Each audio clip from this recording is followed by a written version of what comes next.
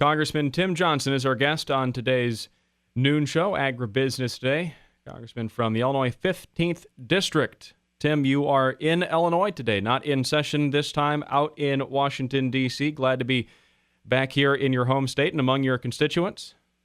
Absolutely. I'm convinced more every day that the wisdom lies with people here in central Illinois and certainly not in Washington, D.C. The work that you're doing out in D.C., a lot of it now centers around your time on the Ag Committee and what is going on with the Farm Bill in the House. Can you get us caught up on the status of the work that the House Ag Committee has done on their Farm Bill and the markup process underway? Yeah, we've done a lot of work, a lot of research, and then some hearings. My subcommittee that I chair, the House Subcommittee on Rural Development, Research, Biotechnology, and Trade, has actually held one subcommittee hearing and may have another.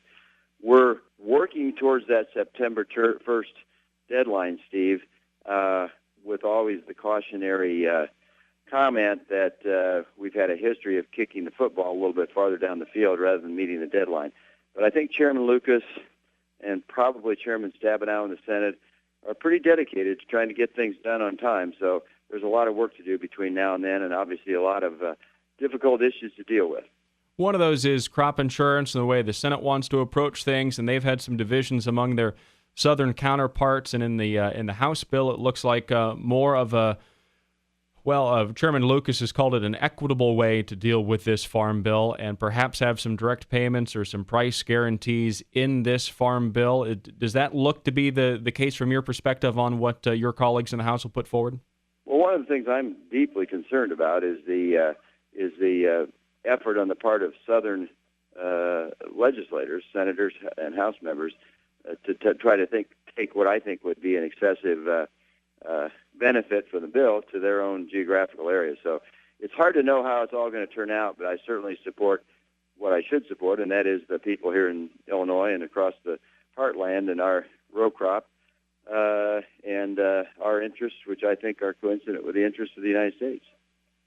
How would this bill then start to be, kind of from a perspective of a congressman, be worked out between the Senate and the House once those two markups come together and are voted on and start to be hashed out between the two different chambers? Well, generally the way it amounts to is we wind up passing a bill in the House and in the Senate, and then generally they're not exactly the same, and so we try to work on a conference committee and something that's acceptable to everybody in the process and get it to the president. That's the way we've done it before, and hopefully that'll happen again. But these are uncharted waters in many ways, Steve.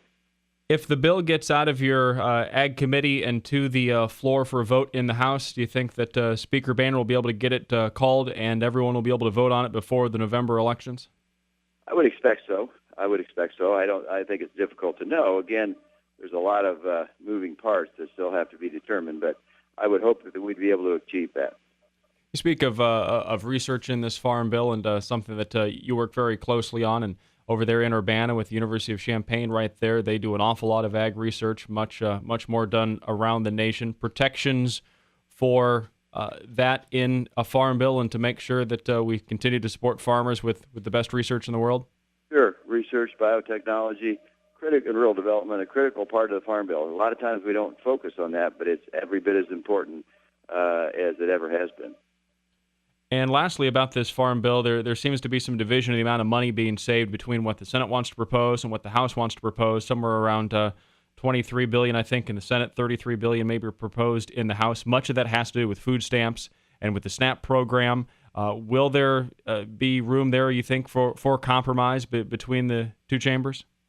Well, I hope so, but I think we've got to understand that the catchword is shared sacrifice. And if we're going to ask the people who produce the food for the world, for 7 billion people, to sacrifice, whether direct payments or otherwise, then we certainly got to expect people who are beneficiaries of the Farm Bill, in other senses, to sacrifice too. And that, in some cases, doesn't mean cuts. It just means reforming the program so that people who are only on the edges and probably shouldn't qualify for it, for nutrition aid, are ferreted out. I want to help people who need help. But I also think there's a lot of money to be saved by waste, fraud, abuse, and duplication. Some people that need help right now are those who have been affected by the ongoing saga with MF Global. You signed a letter to the Attorney General, Eric Holder, calling for an independent prosecutor, you along with many other members of the House Republicans. Have you heard back on that issue yet? We haven't heard from Mr. Holder, just like we haven't heard from him about Fast and Furious or anything else. Pretty clear he's got a conflict of interest. Pretty clear he can't prosecute the case effectively. Whether he calls for a special prosecutor, who knows, but he certainly should. Why did you feel it was necessary to ask for a special prosecutor in the case? Well, Mr. Corzine, who's upwards of several $billion to the plus while investors have held the bag, has been bundling money for the president's reelection campaign. The U.S. The Attorney General is employed by the president. What could be a more direct conflict of interest than that? It's alleged that Corzine directly communicated with the regulators before this all came to pass. What could be more of a conflict of interest than that? So just like in various other areas along the way, Watergate and otherwise, we need to have an independent mind look and see what's happened to countless numbers of poor investors who are holding the bag because of his ineptitude or criminality or both. What's an acceptable outcome to the problems with MF Global? The only acceptable outcome to me is criminal prosecution and restoration of people's money who lost it. Is it time, or are you asking for, or do you think it would be necessary for Gary Gensler to step down as the head of the CFTC? I think Gary Gensler is an incompetent bureaucrat, and yes, I'd like to see him step down forthwith. Inside of MF Global, has James Gidden been effective as the overseer of those funds? It's hard to know because I don't know the working parts. Sometimes they're a little less easy to determine, and we might, but I'm certainly very skeptical, that's for sure.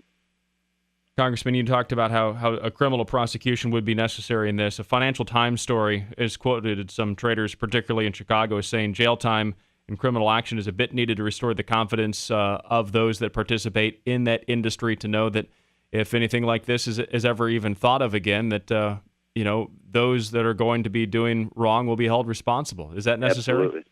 I think it is necessary anyway. We'll wait and see. I'm not holding my breath, however. So this could just take a while. This is something you think will be drug on for a bit? Could take too long, absolutely. But we'll see. Well, what are your thoughts here on as you wrap up your term in Congress, as you get close to this November time frame and when the elections happen, and then a couple more weeks after that? How are you looking back on your time serving the people of the 15th District in Illinois? Well, it's been 44 years of service overall, and I've enjoyed every minute of it, and I'm looking forward to a new phase of my life, but it's been a blessing to me, and hope I've affected some lives in a positive way. Congressman Tim Johnson, our guest here on the Noon Farm Show on WFMB. Congressman, thank you for being part of it. Thank you very much. Bye-bye.